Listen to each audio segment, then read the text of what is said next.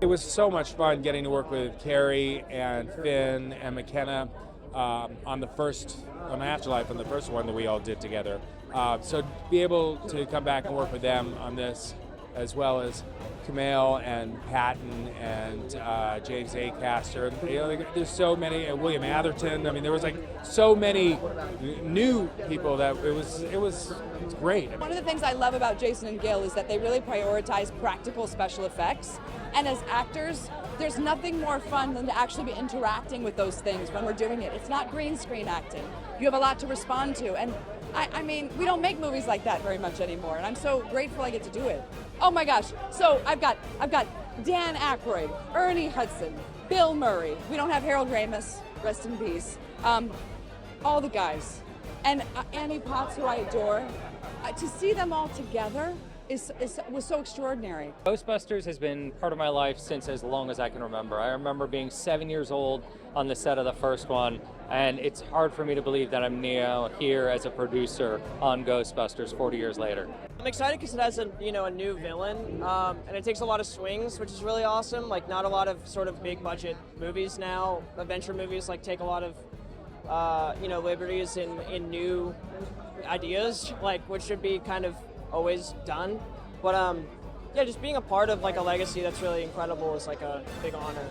It was really special. This one's definitely different than the last. It feels a lot bigger. It's a lot bigger scale. It's in New York. It brings us back to where the Ghostbusters originated, so that's really special. And I think it's new villain, it's new storylines, new problems that at least Phoebe has never encountered. So there's so much new, but of course it's Ghostbusters, so it's for the fans.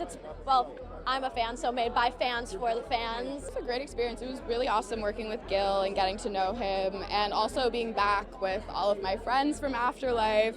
So I think the part about it that I loved the most was the people, and also getting to work on the horror elements of the story, because I think like the new ghosts are genuinely really scary.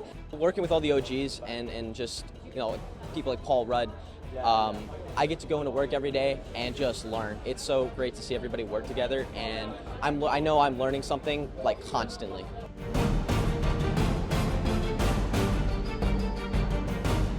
I spoke with his dad about it, and he was very proud. He was very proud. I mean, if you grew up the son of the man who made the Ghostbusters, you have it in your bones, you have it in your blood, you have it in your house, you have it in everything you do, and he's done a great job of taking us. I'm very glad he took on the mantle, as they say. Great entertainment, a lot of heart, a lot of love amongst the cast, and some new critters, and new hardware, and a whole new take on the franchise, and a whole new life for the Ghostbusters. We're back in New York, and yeah, we're back here busting ghosts and doing what we worked so hard on. It's great to be able to present it to the fan, the public, and I'm really excited about it. It's always like a high school reunion sort of. We're so glad to see each other and check in. It was really fun. This is its own story. I mean, it helps if you've seen the other movies, just for the little fun nods, but this is a ground up. First off, they leaned hard into the scariness. That's something that they remember from that first movie. The scary scenes are flat out terrifying. So they went hard on the scary stuff, which makes the comedy even funnier. But it is a whole new generation of people suddenly, oh my God, do I have to save the world? This is way beyond my pay grade. I think that it scares the leap out of you at the same time as making you laugh, and I don't think a lot of films can do that. It's perfect for everyone. Everyone can like it no matter what your age is. And so I just think it's like a family favorite forever and always will be. It was incredible. I mean, the whole thing felt a bit surreal for me.